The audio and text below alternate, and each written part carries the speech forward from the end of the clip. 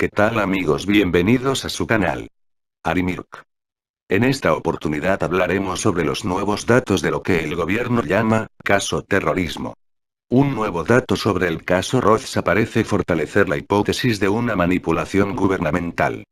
El ex senador Luis Pedraza hace años atrás denunció que el tipo de explosivo utilizado en el atentado a la residencia del cardenal Terrazas es el mismo que se usó en el ataque terrorista contra el canal Unitel de Yacuiba, en el que estuvo implicado el guardia personal del presidente Evo Morales, George Nava Zurita. Información que debe agregarse a otras, como la afirmación hecha por el ex testigo estrella del caso, Ignacio Villa Vargas alias El Viejo, quien sindicó al hermano del vicepresidente, Raúl García Linera, de ser quien realmente digitaba al grupo de Eduardo Roza. Declaración coincidente con la expuesta por el abogado Denver Pedraza. Para no hablar de la revelación del periodista Carlos Valverde, sobre un pasaje aéreo de Roza pagado por la Embajada de Venezuela. Cada vez más indicios apuntan a la existencia de una oscura trama aparentemente montada desde el gobierno o por personas muy cercanas a él. Aspectos que, evidentemente, no podrán ser esclarecidos en tanto se mantenga la actual situación de dependencia de la justicia con el Ejecutivo. Una investigación internacional parece ser la vía más clara para llegar a establecer las verdaderas responsabilidades en el caso que culminó con la ejecución extrajudicial del Hotel Las Américas. Por tal razón, un medio de comunicación europeo hace ya años atrás, hizo un reportaje sobre este hecho, y ahora veamos el reportaje.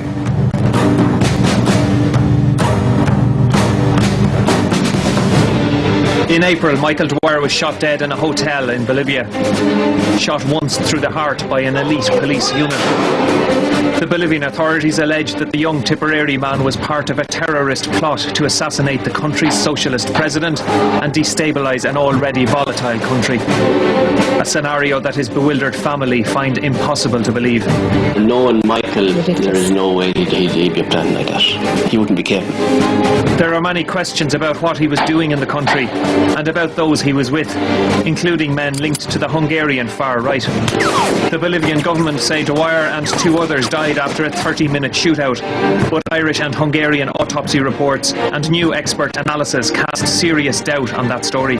I think it's a political murder, a political execution. Tonight we report from Bolivia.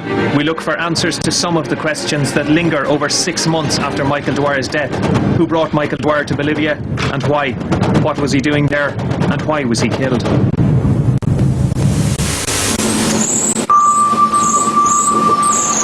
Michael Dwyer grew up here in Ballinderry, Tipperary. He was sociable, popular, and played sports. As a student, he worked in restaurants and nightclubs, and in March last year he began work as a security guard for IRMS at the controversial Shell pipeline project in Mayo. There, he met people who would change the course of his life. 12 months ago, Michael Dwyer flew from Dublin to Madrid to here in Santa Cruz, Bolivia. It's likely that he knew little about local politics, but he was about to become involved in a very dangerous political power struggle. Understanding those politics is crucial to understanding why Michael Dwyer was killed. President Evo Morales goes for re-election on Sunday. He's favoured to win, but he won't get many votes in Santa Cruz, where his left-wing politics and policies of nationalisation have made him many enemies. Here, people are demanding greater political autonomy. What people in Santa Cruz really are looking for, the word that they use is autonomy. And that is some degree of independence or decentralization from La Paz and the central government. What it revolves a lot around is the fact that most of Bolivia's natural gas reserves are held in the department or state of Santa Cruz. And a lot of the money from those reserves, the riches that those reserves produce, are sent to La Paz to then finance the development of the entire country.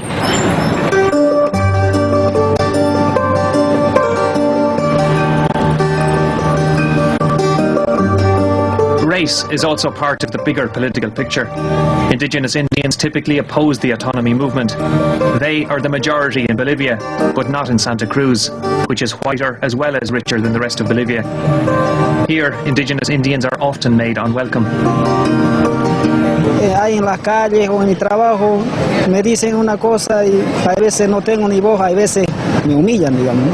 Entonces hay racismo aquí en Santa Cruz. Ahorita usted mira indígenas andando por la calle, nunca nos metemos nosotros con ellos, ¿no? No estudia, no tiene capacidades para entender, ¿cómo le puedo explicar?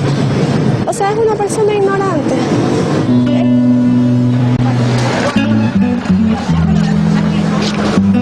Irish priest Father Brendan Foley has worked in Santa Cruz for over 3 years. Racism is very prevalent in Santa Cruz. As a priest, I would be very close to the people, working with the people in one of the poorest areas of Santa Cruz. And in my parish, you would hear a lot of racist remarks like against the indigenous populations. It's very hurtful. It's very difficult to accept hearing this, but it's something that's very deep rooted in the culture. Indigenous Indians celebrated when for the first time one of their own, Evo Morales, was elected president in 2005, joining a new generation of leftist presidents in South America, including Morales' close ally in Venezuela, President Hugo Chavez. When Evo Morales was democratically elected, the people here in Santa Cruz were deeply shocked by this election. They themselves weren't prepared for this actual happening, this political happening, that there is actually an indigenous president in the country who won and democratically won and is internationally recognized. Santa Cruz never came to terms with Morales or his politics. Last year, the city was in open rebellion against his government, with rioting and attacks on state property. 5 months before he was killed, Michael Dwyer stepped off a plane into this political cauldron. Bolivia was on the brink of what I would call a civil war. There was incredible unrest within Santa Cruz itself, within the city. Every single day on the news, you would see, groups of the Unión Juvenil, this Santa Cruz Youth Brigade, driving around the city in pickup trucks with large baseball bats and often beating indigenous people on the street. These same, young men normally throwing rocks and sticks through the windows of state-owned companies.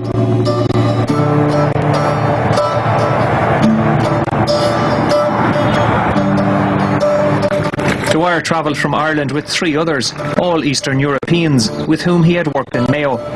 None paid their own airfare. Santa Cruz lawyer Alejandro Melgar did. Melgar was part of a group of anti-government businessmen plotting for autonomy. Most of them have since fled Bolivia, and none contacted by Primetime would speak.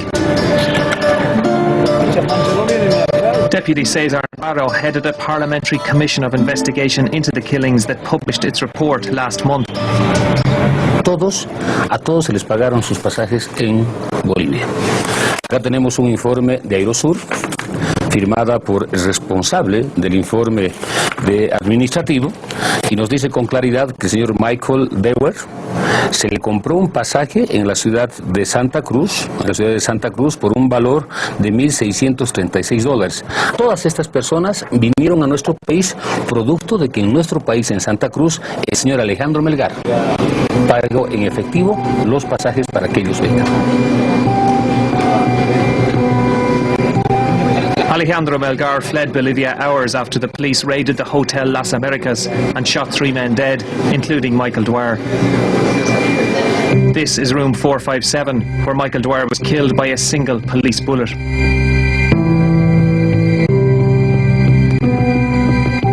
This is the room that was used by Michael Dwyer. I saw him first time in the morning. He was laying down here with the face here and the feet on the other side, looking at the after, with also many shots.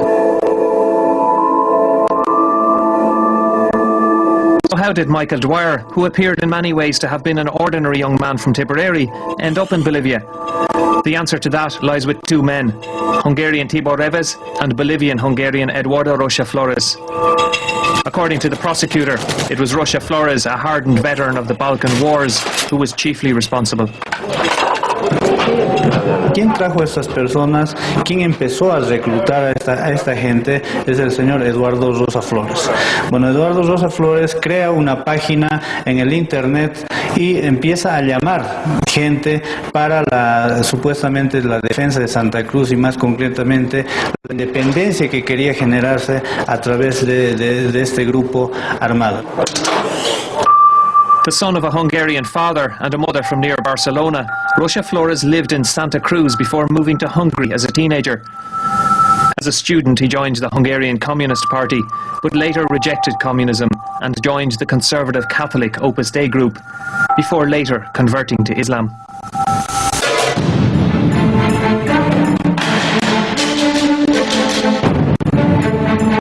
In Hungary, he was known on the literary as well as the political fringes.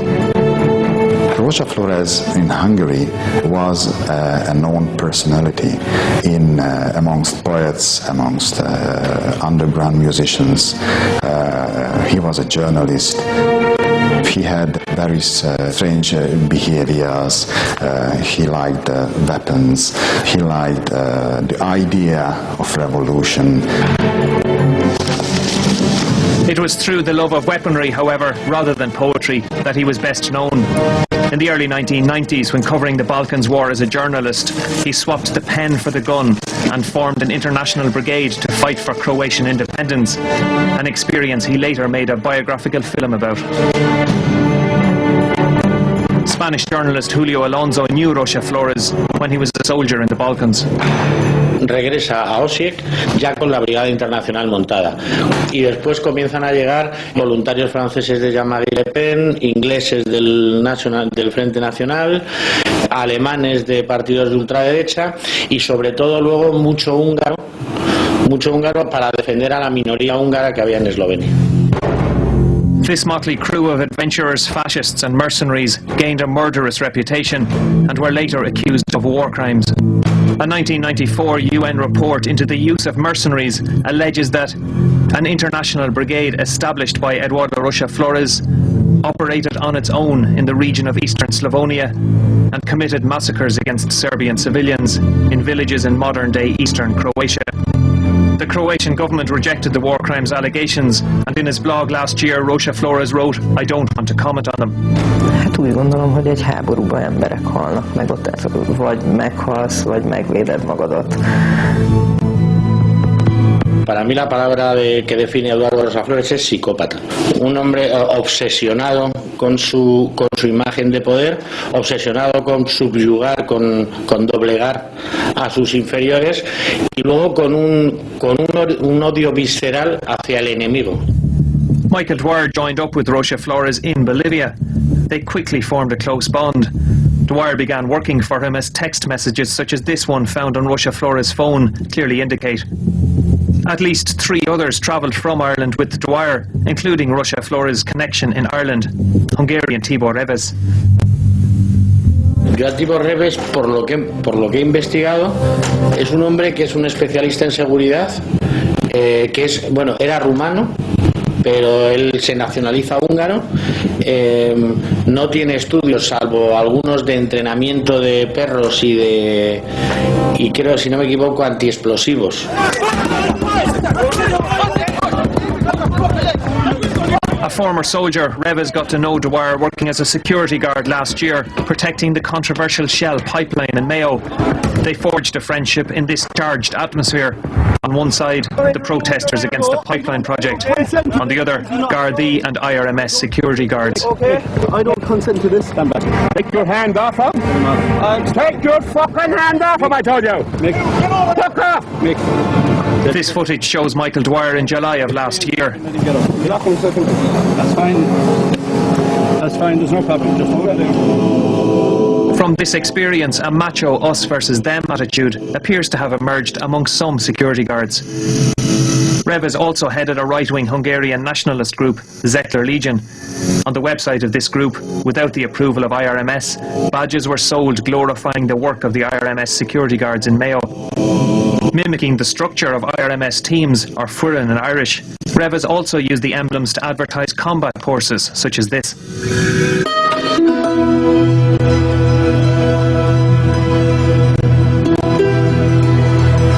Cuevas and Dwyer travelled to Bolivia with 2 former colleagues from IRMS. IRMS declined to be interviewed for this programme, but said in a statement that they had not been aware of the men's Bolivian plans. The men told friends they were going on a security course. But what was Russia Flores doing in Bolivia? His girlfriend in Hungary offers one explanation. Azért megy ki, hogy segítse az ellenzéket, tehát mint újságíró utazott ki. Dühítette az, hogy ott félrevezetik az embereket a média által, a kormány általi propaganda hazugságokat terjeszt. Why did he have weapons? Why did he have bullets?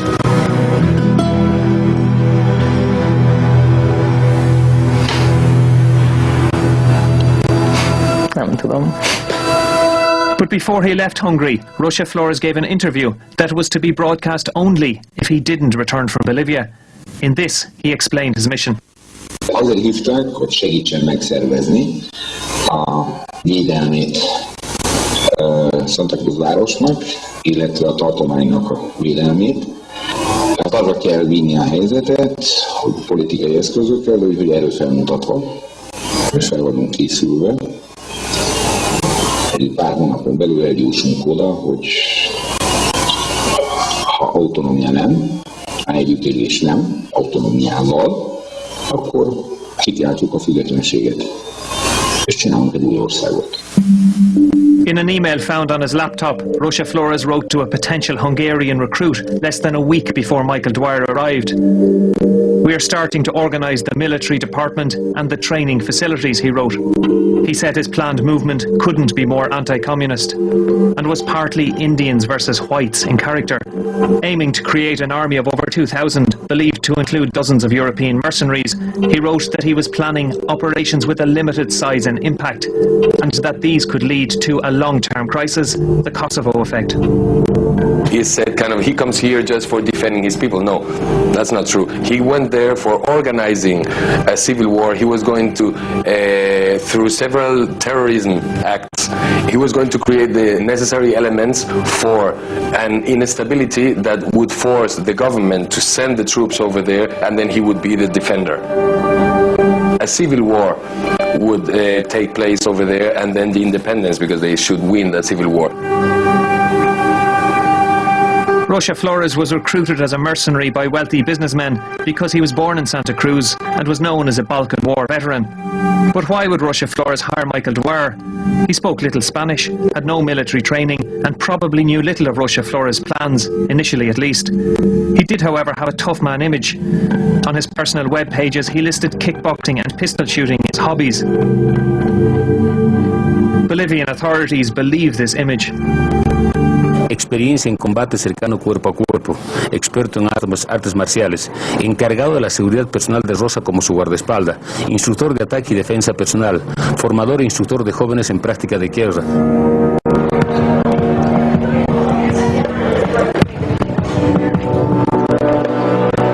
But the image of a man obsessed with guns and martial arts doesn't ring true with a former colleague who worked with Dwyer as a doorman at a Galway nightclub.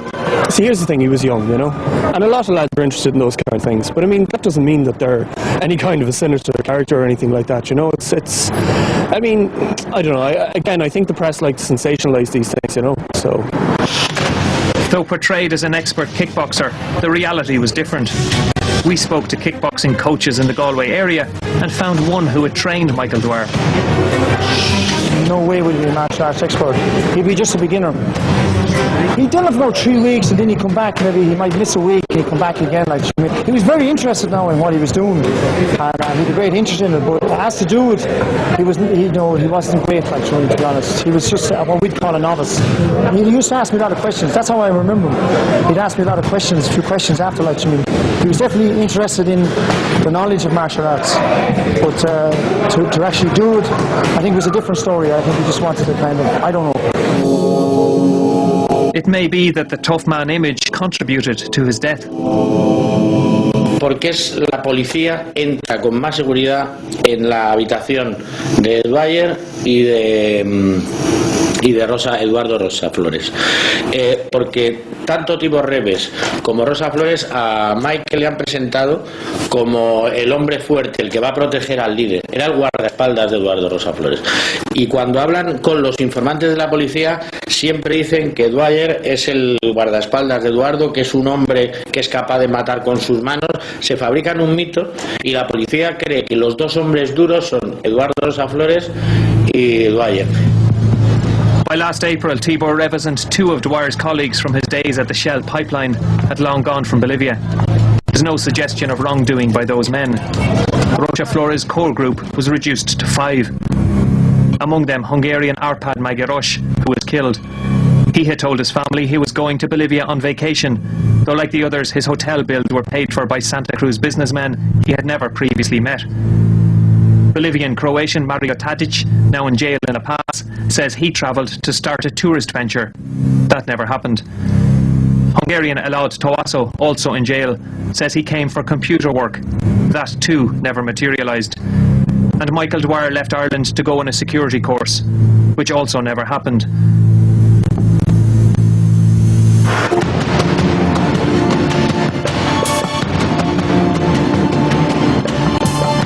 Last Saturday, Primetime flew to Alicante in Spain to interview a former mercenary who claims he met Dwyer in South America. What role does he think Dwyer played in the Rocha Flores group? Conocía a Miki. Él era parte del grupo y aparte estaba entrenando a otra gente boliviana. Hernandez Mora is an explosive expert who fought with Rocha Flores in Croatia. Bolivian police want him on suspicion of aiding the Rocha Flores group. He denies involvement, though in this murky world it can be hard to separate fact from fiction. Hernandez Mora claims he met with Rocha Flores and Dwyer late last year in Argentina. Does he think Michael Dwyer knew what he was getting involved with? Él sabía perfectamente qué estaba haciendo en Bolivia. Más él me llamó varias veces y intentó contactar conmigo porque vendiéndome la película de que estaba con Eduardo, incluso Eduardo hablaba conmigo diciendo que estaban allí porque iba a ser los nuevos Che Guevara. The view of Dwyer as a trusted member of Rocha Flores' inner circle is widely held in Bolivia. Presumimos que Dwyer era el guardaespaldas de Eduardo Rocha Flores. No era uno más del grupo, sino era un sujeto determinante. Porque si uno ve, Mario Tadic dice, las últimas conversaciones a mí me aislaban, y yo no participaba. Dice, ¿no? Toasso también dice exactamente lo mismo. Pero siempre participaban en las reuniones, tanto Dwyer, Majorasi, parte del círculo cerrado y central, y diríamos quizás el círculo cuasi militar al lado de Eduardo Rocha Flores. Here Dwyer is pictured in Santa Cruz, counting $100 notes with guns at the ready and thousands of dollars on the table. It's a lot of money in South America's poorest country, where average income per head is less than $30 per week. Rocha Flores' group was funded by local businessmen, but behind the scenes there were bigger backers. In an email to a potential recruit found in his computer, Rocha Flores claimed he had already spent $25 million on the cause. Hay mucho dinero, más de lo que ellos puedan imaginar. El dinero que venía de fuera, que pagaban en esta locura, venía de compañías petrolíferas, compañías gaseras, compañías internacionales y ONGs. Rocha Flores spoke of defending Santa Cruz, but documents allegedly on the group's computers suggest that civil war was the real objective. Police say they found hundreds of combat and bomb-making manuals. Many, like the terrorist explosive handbook detailing IRA bomb-making methods, are easily available on the internet, while some are classified US and Spanish military manuals. They included instructions on how to make booby-trap bombs, homemade chemical bombs, and combat training with pistols. This jail holds one of Rocha Flores' men, whose alleged job was to simplify those manuals for anti-government rebels.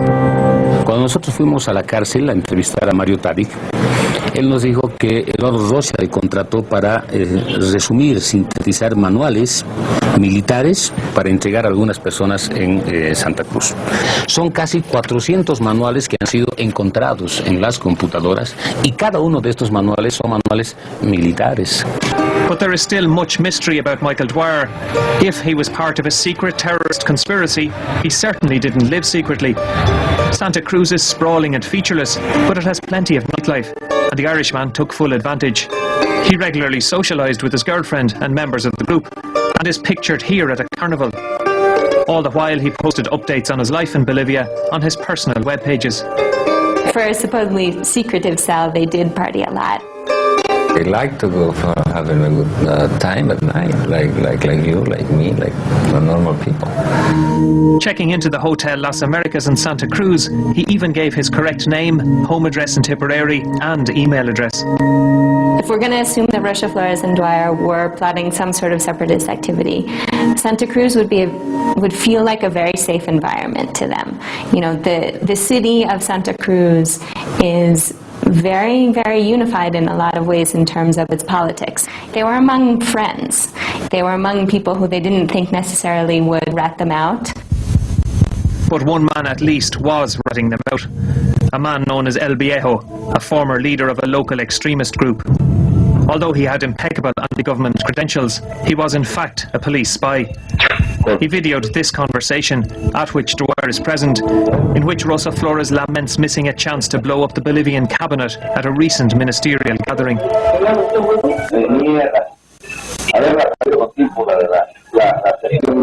El gobierno que tuvieron en mi casa el otro día,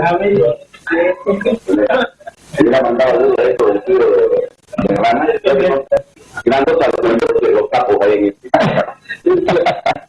Y vendían en el barco. ¡Tanto lingo! ¡Lingo! ¡No mataba ninguno!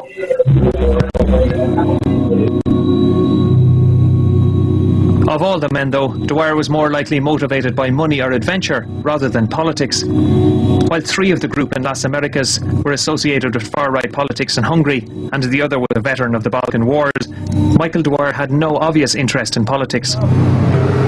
I wouldn't have thought that he'd have been very politically sort of orientated at all, really, or politically set in his ways at all. And I never got the impression that he was into any kind of extremist ideals or anything like that, you know. He's just seemed like a normal fella, like, you know. There has been a lot of speculation about Michael Dwyer since his death. It has been suggested that he was a racist and even a neo-Nazi. Some newspapers have highlighted Michael Dwyer's tattoo that partly resembles an SS symbol, though unlike the Nazi symbol, the apparent SS tapers off at the end.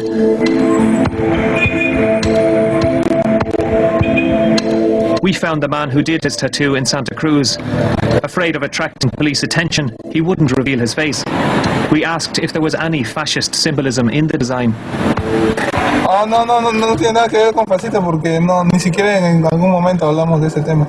Solamente hablábamos de la estética del tatuaje, que en qué tamaño ocupe y todo eso, porque este diseño lo hice yo y no hay en ninguna parte del mundo van a encontrar un diseño igual. Este es un tribal, o sea, el tribal, la base del tribal tiene una base estética. Básicamente estos diseños, como le digo, todo tiene un vértice, si te das cuenta todos terminan en punta. The media in Bolivia, where the killings are still a major story over 6 months on, have not focused on the tattoo. There are plenty of other angles on the story. The prosecutor claims to have amassed 20,000 pages of evidence against the Las Americas group. The evidence includes an arsenal of explosives, guns and other weapons allegedly linked to the group, and many photos of the men in various poses holding guns. Rosa tuvo 2 sesiones muy grandes, 2 cursos muy grandes de entrenamiento.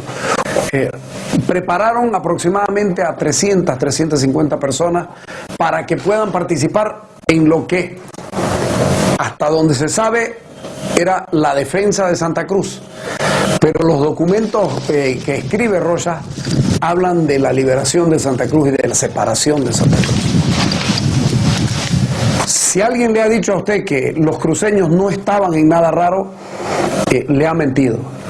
Lamentablemente los cruceños sí estaban metidos en esto.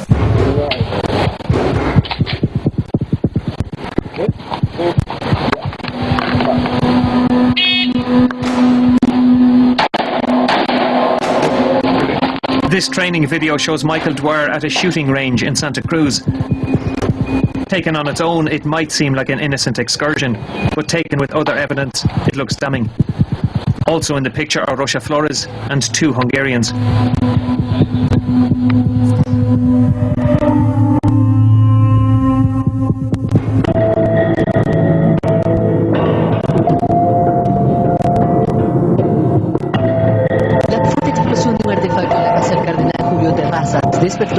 According to police, the training ended and the terrorism began in the early morning of April 15th, about 27 hours before Dwyer was killed, when the gate of the local cardinal's house was bombed. Police believe Michael Dwyer played a key role in this attack. That bomb set off a chain of events that ended with Dwyer's death. Tenemos información de que quien puso la bomba al cardenal Julio Terrazas fue precisamente Michael Dwyer. Michael Dwyer bajó del vehículo, puso la bomba, explosionó y bueno, con Eduardo Rosa Flores, conjuntamente otras personas salieron con ese vehículo que posteriormente fue identificado. Mario Tadic, who was arrested the night that Dwyer was killed, also implicated the Irishman. In a statement, Tadic told police that after the attack, the 2 men came into his room with adrenaline pumping. He said, "On the day the thing exploded in the Cardinal's house, Eduardo and Mike came back around 1 a.m. and they boasted of what they had done. Mike's face was so happy it was scary. They were euphoric." But why would the men attack the home of a cardinal who is in fact an influential opponent of the government? Lo que se buscaba es que sectores católicos de la sociedad cruceña se vuelquen contra el gobierno. Entonces el atentado no era para eliminar físicamente al cardenal Terrazas, sino para buscar una reacción política y negativa de los católicos contra el Estado y nuestro gobierno y el presidente de la República. Entonces era un atentado planificado en función de crear un movimiento político contra el gobierno. Evidence of Dwyer's involvement is, however, inconclusive. Hotel staff say he didn't leave the hotel that night, and Tadic claims he was tortured and doesn't remember what he told police. Le bajaron dientes, le quebraron unas costillas y lo llevaron encapuchado y con las manos amarradas con una cinta de plástico hasta La Paz. Después de haber sido torturado, golpeado, ¿no?, y traído a la ciudad de La Paz, él evidentemente podía haber dicho cualquier cosa. Entonces su declaración en realidad para nosotros legalmente es nula porque ha sido producto o efecto de las torturas. The attack on the Cardinal's house is important because it is that which police claim prompted their deadly raid on the Dwyer group.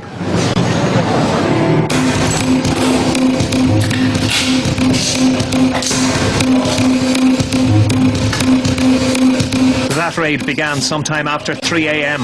on last April 16th, when about 20 elite police arrived at the Hotel Las Americas. They locked 2 staff in a room and went upstairs. They blasted the door of Rosa Flores' room 458. It's not clear what happened next, but by 4:30 a.m. 3 men were dead. Michael Dwyer, Eduardo Rosa Flores and Arpad Magirosh. 2 were arrested, Mario Tadic and Elod Toaso. Uno de los que incursionó en el Hotel Las Américas, el señor Andrade, el capitán Andrade, manifiesta en su declaración que ellos gritaron alto policía, o sea, ríndanse policía, pero ellos no hicieron caso y el primero que disparó fue Eduardo Rosa Flores. Eduardo Rosa Flores empieza a disparar y posteriormente Dwyer y Magiarosi. The killings raise serious human rights questions. No matter what the men were up to, why weren't they arrested? Were they simply assassinated? And was there really a 30-minute shootout, as the government claims? Local residents who heard the raid say no. Mentira, solo se escuchó la detonación y los disparos, porque yo saqué mi cara y yo dije de repente una bala perdida, ¿no? Me podía disparar o qué sé yo, lograr a mí, yo metí mi cara, pero no habían intercambio.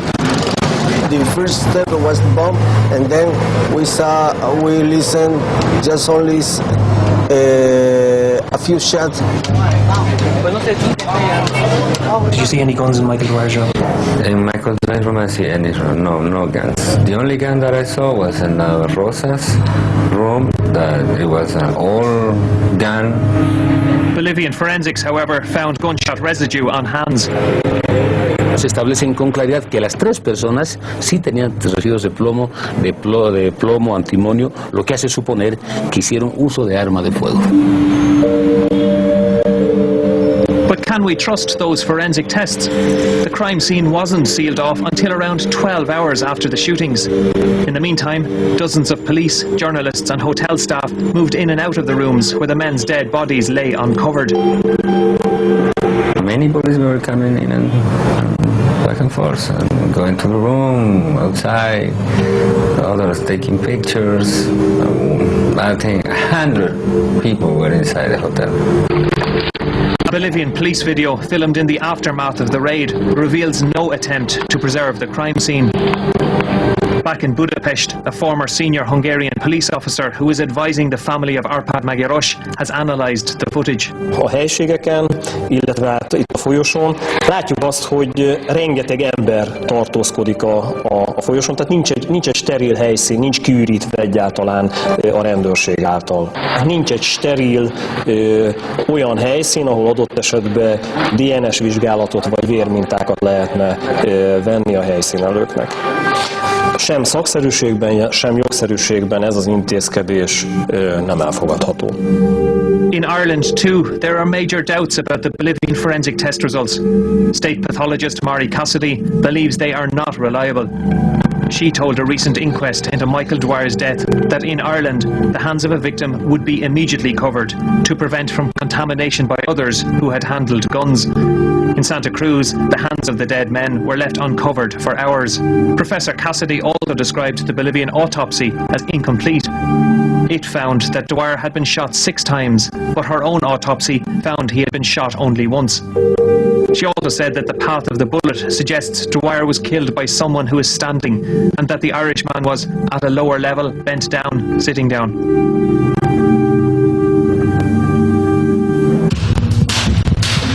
In Budapest, police officers staged a reconstruction of the supposed gunfight for this programme, simulating a brief gun battle using paint-filled shells.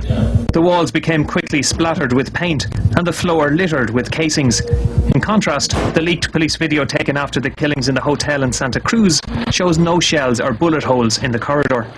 A bolíviai hatóságok által 30-35 perces tűzharcról elmondott információk hazugságok, hiszen itt jól látszódik, hogy a falakon egyáltalán nincsenek lövésnyomok. Láthattak egy tűzharcot általunk, ami csak egy egyperces tűzharc volt, rengeteg lőszer és hüvely volt a földön, itt olyan, mintha kitakarítottak volna a helyszínelés előtt.